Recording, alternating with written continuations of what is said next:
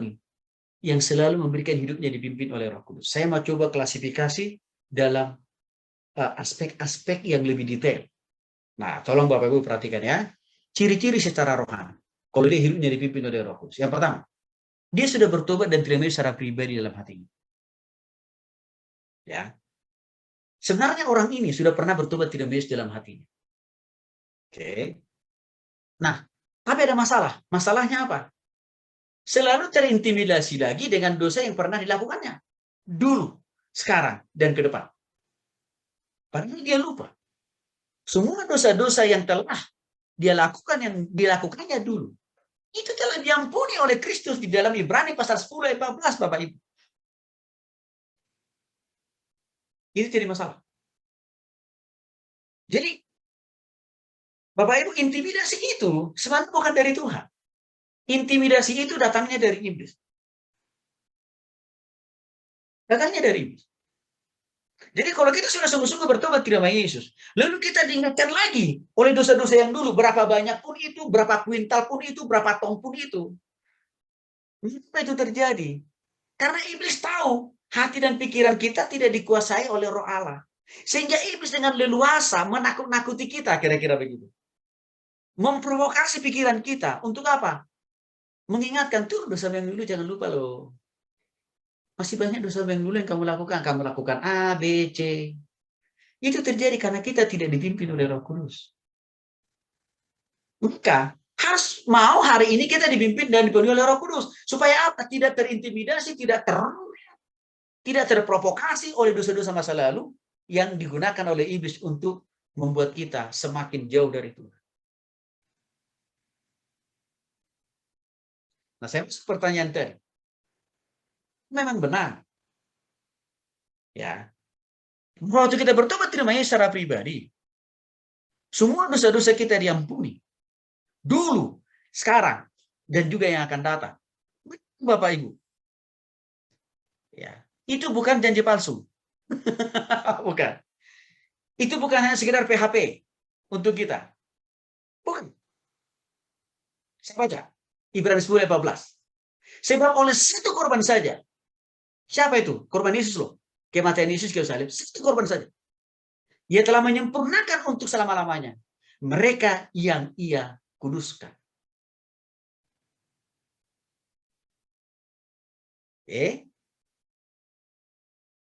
Lalu, di dalam ayat yang ke-17. Dan aku tidak mengingat-ingat dosa-dosa dan kesalahan mereka.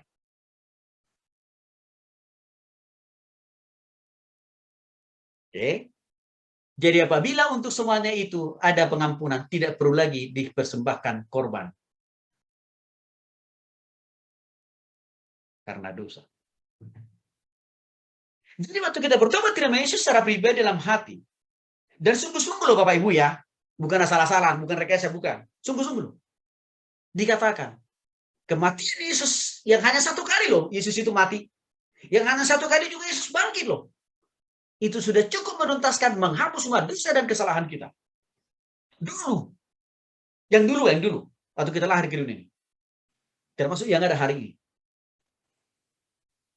Dan juga yang kemudian.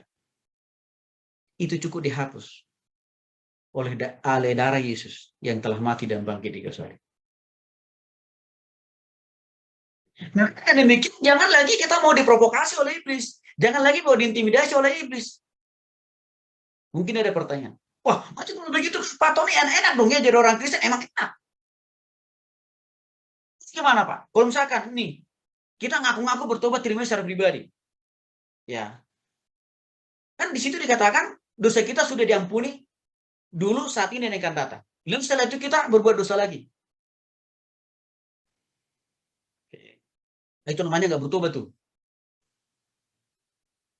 Sungguh-sungguh tuh. Itu rekayasa itu. Tapi orang yang sudah sungguh-sungguh bertobat tidak nama Yesus, total dong. Kan begitu. Tapi oke, nggak apa-apa. Andai kan kita sudah sungguh-sungguh bertobat tidak nama Yesus secara pribadi. Tapi karena kita tidak selalu dipimpin oleh Roh Kudus, lalu jatuh dalam dosa. Kan gitu ya Bapak Ibu. Masihkah ada pengampunan? Masih. Masihkah ada pengudusan? Masih. Masihkah keselamatan kita itu ada? Ada tetap. Tapi ada bagian yang harus kita lakukan. Kalau dari Tuhan sudah selesai, dia mati dan bangkit satu kali, artinya bagian dia untuk mengampuni dosa dan kesalahan kita dulu, saat ini, dan akan datang. Dari sudut Tuhan sudah selesai. Tapi ada bagian kita, karena kita kan jatuh dalam dosa lagi. Karena kita tidak dipimpin oleh Roh Kudus. Apa yang harus kita lakukan? Datang ke hadapan Tuhan, mengakui dan mengatakan, Tuhan ampuni saya orang berdosa. Saya mengkhianati pengorbanan di Yerusalem. Saya menyalahgunakan kemerdekaan yang sudah Engkau berikan. Dan Tuhan Yesus, saya minta kembali kuasai hati dan pikiran saya. Saat ini sampai selama-lamanya. Nanti secara taktis akan saya jelaskan di slide terakhir. Orang yang hidupnya dipimpin oleh Roh Kudus secara rohani loh. Kelihatan kok. Seluruh totalitas hidupnya dipimpin dan dikendalikan oleh Roh Kudus. Artinya hati, pikiran, perasaannya dialihkan dan dipimpin dikuasai oleh Roh Kudus. Sehingga tidak ada ruang di hati, di pikiran, perasaan, tindakan kita untuk berbuat dosa. Karena ada Roh Kudus yang menguasai. Orang yang hidupnya dipimpin oleh Roh Kudus tidak mudah mengalah dan kalah menuruti dosa. Nggak mudah. Nggak langsung menyerah, Bapak Ibu, tidak ada dosa. Enggak. Tapi ada upaya untuk melawan keinginan daging itu. Menjauhi dosa itu.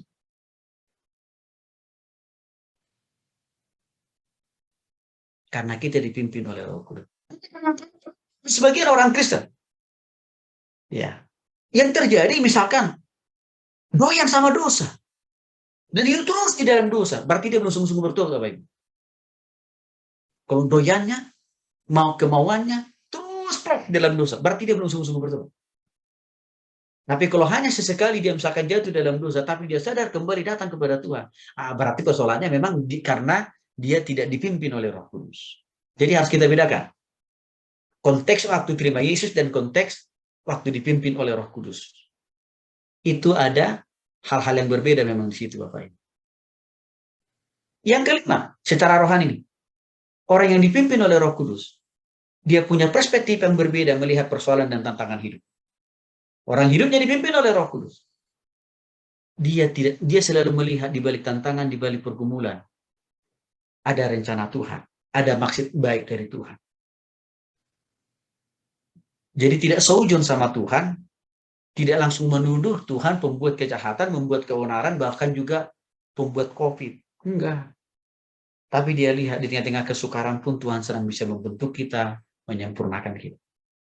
Saya menemukan banyak orang Kristen sejak adanya COVID muncul di dunia ini. Waduh, Bapak Ibu, langsung dituduh Tuhan pembuat COVID. Langsung dituduh Tuhan pembuat keonaran. Itu buktinya bahwa sebenarnya sebelum COVID, banyak orang Kristen tidak sungguh-sungguh bertobat terima Yesus dan juga tidak sungguh-sungguh dipimpin oleh Roh Kudus. Maka waktu ada COVID, kaget dan super kaget 100%. Jadi, orang yang dipimpin oleh Roh Kudus tidak langsung melihat persoalan itu menjadi pembinasaan, tapi melihat setiap tantangan dan pergumulan yang ada, kesempatan untuk diproses dan dibentuk oleh Tuhan. Itu kalau orang itu dipimpin oleh Roh Kudus. Jadi kalau orang langsung menyerah, pasrah, lalu menuduh Tuhan pembuat COVID, pembuat kejahatan, pembuat cobaan, itu berarti dia tidak dipimpin Roh Kudus. Dan juga kemungkinan besar bisa saja dia belum sungguh-sungguh bertobat. Yang keenam, orang kalau hidupnya dipimpin oleh Roh Kudus, dia mulai tadi bertobat terima Yesus, Bapak Ibu. Kapanpun kemungkinan itu datang menghampiri dia tidak akan pernah takut. Karena kenapa? Hidupnya sudah dijamin oleh Tuhan Yesus.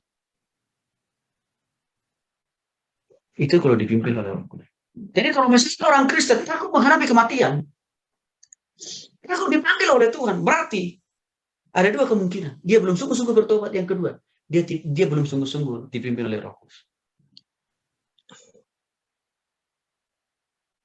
Tapi tidak berarti kita jangan gara-gara sama Tuhan, Bapak, Pak Ibu. Ya, bukan begitu maksud saya. Tidak berarti kita mau tantangin Tuhan dengan cara apa? Mau coba bunuh diri, nggak begitu maksud saya. Tapi kalau Tuhan pun panggil kita, dalam keadaan, dalam situasi apapun, kalau kita sudah bertobat kepada Yesus, kalau kita dipimpin oleh Roh Kudus, nggak usah takutlah. Karena kenapa? Kematian dari dunia ini adalah salah satu alat yang Pak izinkan Tuhan menghantarkan kita masuk surga. Jadi untuk itulah kan kita nggak bisa menahan ya nomor antrian kita supaya kita tidak dipanggil Tuhan, nggak bisa baru. Kan hak Tuhan lah.